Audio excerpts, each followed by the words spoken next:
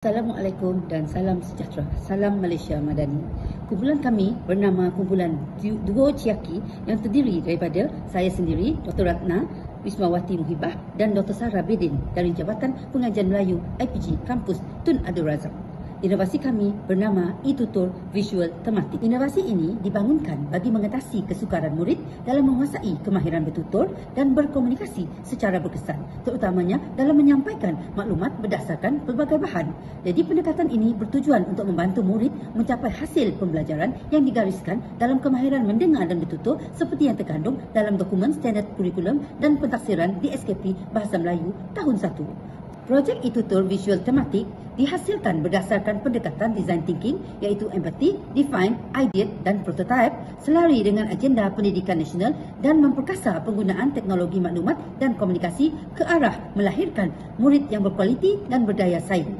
Kandungan e-tutor visual tematik yang berasaskan ilustrasi, bertema dan nilai tempatan juga memenuhi aspirasi identiti nasional seperti yang digariskan dalam PPPM 2013-2025 serta memastikan kesesuaian bahan dengan konteks budaya dan kurikulum semasa. Inovasi daripada buku teks kepada e-buku iaitu e-tutor visual tematik dapat merangsang minda murid untuk berimajinasi mengikut gambar-gambar iaitu bahan rangsangan yang tertera dalam e-buku tersebut, seterusnya membolehkan mereka membina ayat secara tersusun, jelas dan kreatif berdasarkan tema yang diketengahkan. Cara pelaksanaan inovasi yang dijalankan di sebuah sekolah. Inovasi e-tutor visual tematik memiliki ciri-ciri dan keunikan tersendiri yang menjadikannya satu pendekatan yang efektif dalam membantu murid tahun 1 menguasai kemahiran bertutur.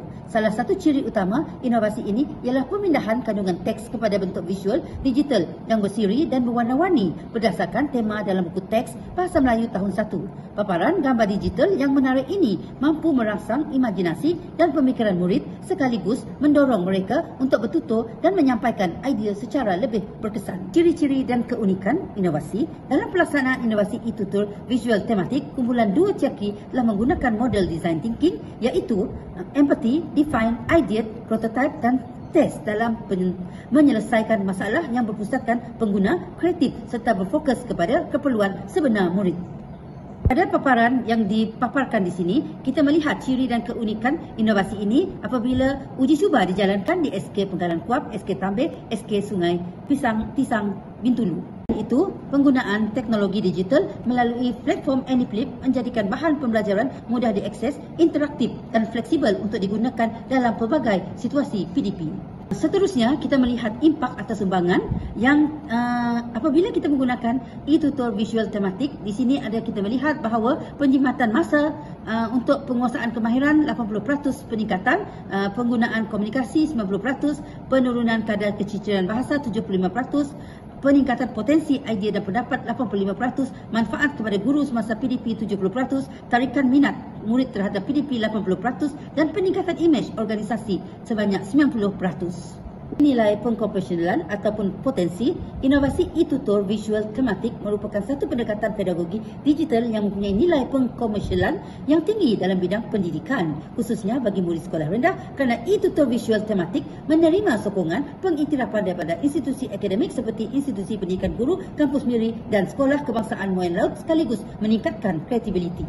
Dari segi harta inteleknya pula, inovasi e-tutor visual tematik merupakan hasil ciptaan komunikasi visual bertema yang dimiliki secara sah oleh kumpulan pembangunan inovasi iaitu kumpulan Duo Ciaki bagi melindungi hak cipta serta mencegah penyalahgunaan atau peniruan tanpa kebenaran. Permohonan pendaftaran akan dibuat melalui Perbadanan Harta Intelek Malaysia (MAIPO). Sekian daripada kami, kumpulan Duo Ciaki, mengakhiri pembentangan ini dengan serangkap pantun.